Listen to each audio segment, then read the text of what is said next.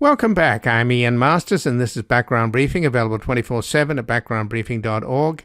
And joining us now is Craig Holman, the Government Affairs Legislative Representative for Public Citizen, where he works on Capitol Hill on campaign finance and government ethics. Previously, he was Senior Policy Analyst at the Brennan Center for Justice at the New York University School of Law. Welcome to Background Briefing, Craig Holman. Glad to be here, Ian. Well, thanks for joining us, Craig. And today, President Biden made an announcement that he's trying to push through the Disclose Act. It's been languishing for decades, ever since it was first introduced just after Citizens United was ruled by the Supreme Court, which has completely destroyed our political system by allowing endless amounts of dark money, unattributed money. And of course, in his address today, President Biden mentioned the $1.6 billion donation from one particular wealthy individual to Leonard Leo. He didn't mention Leonard Leo by name, but said that this is dark money that's going to be deployed in this November election. It's obviously being deployed already. So what are the chances then of, I can't imagine the Republicans in the Senate are going to support this. So far, we haven't seen any sign of Republicans backing the Disclose Act. The Disclose Act, in order to be approved, has to get at least 10 Republicans to sign on, along with all the Democrats. It is subject to the filibuster, and Mitch McConnell, the Republican leader, has called for the filibuster of the Disclose Act. This has been going on, as you mentioned, since 2010.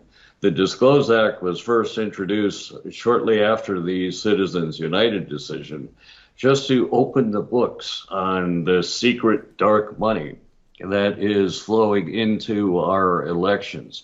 It would not reverse Citizens United. Wealthy individuals, special interest groups can still spend unlimited amounts of money in elections due to Citizens United. But the one thing we should do is at least know where that money is coming from and how it's being spent.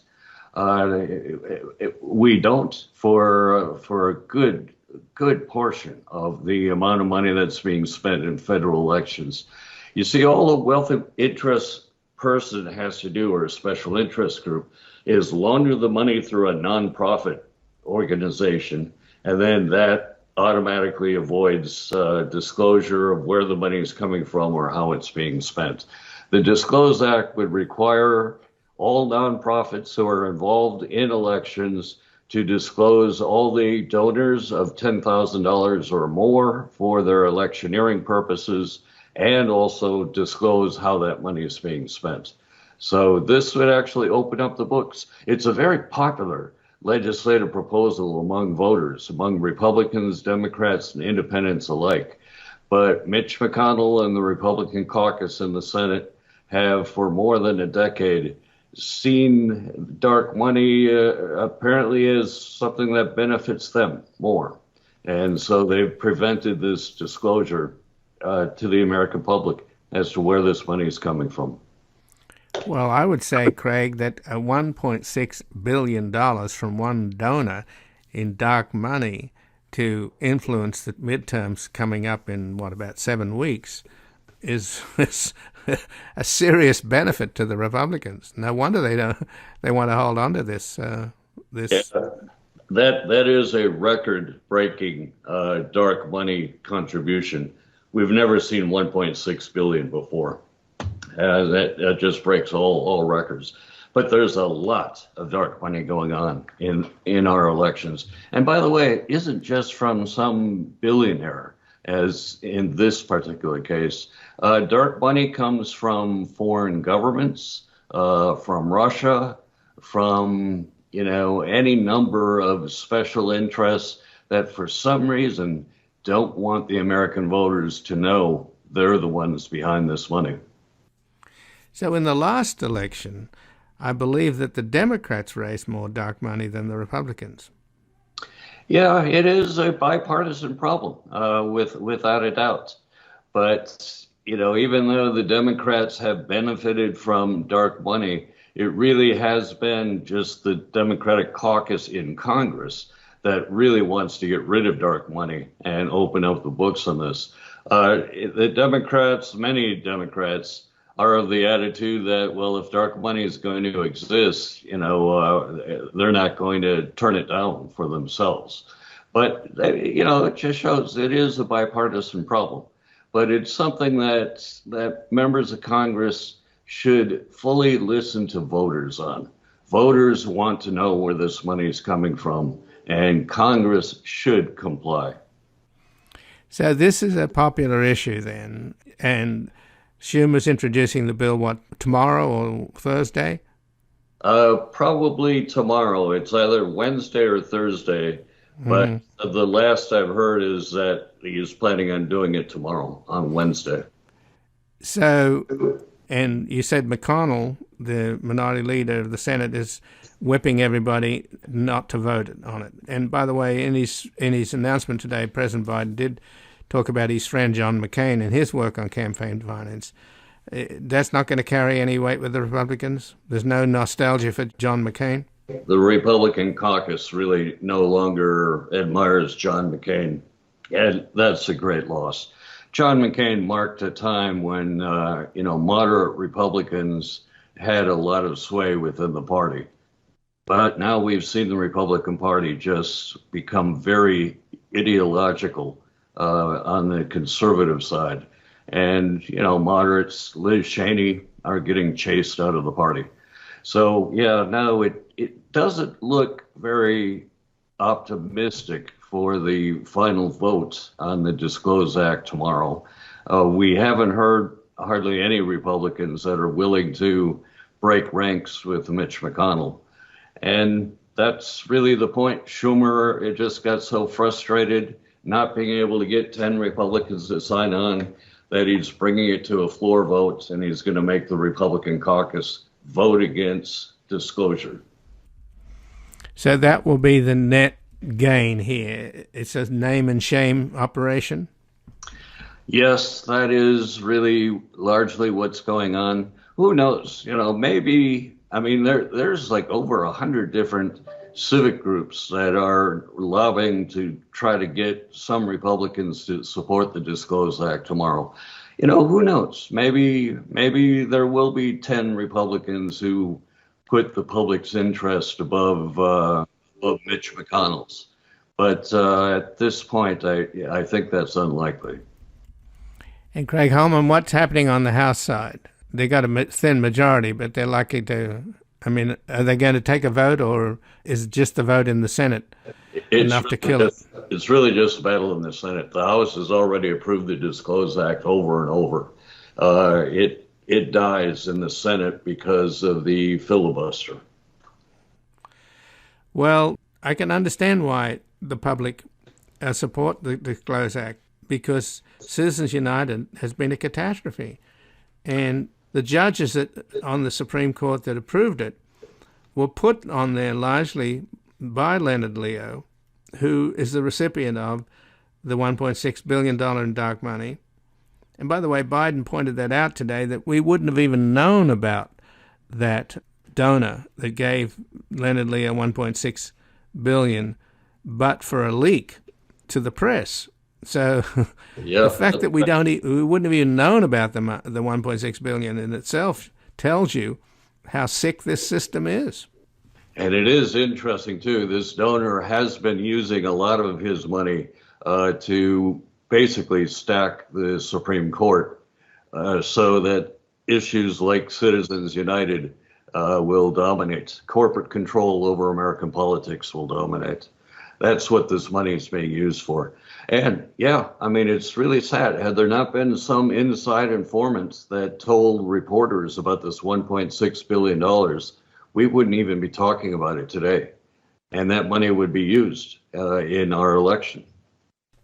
So just to talk a little bit, I know for years I've been talking about Leonard Leo's extraordinary influence for this one man who has reshaped the entire federal judiciary. And we've seen the results of that with that judge down in Florida who ruled in Trump's favor to delay the investigation into these missing classified documents.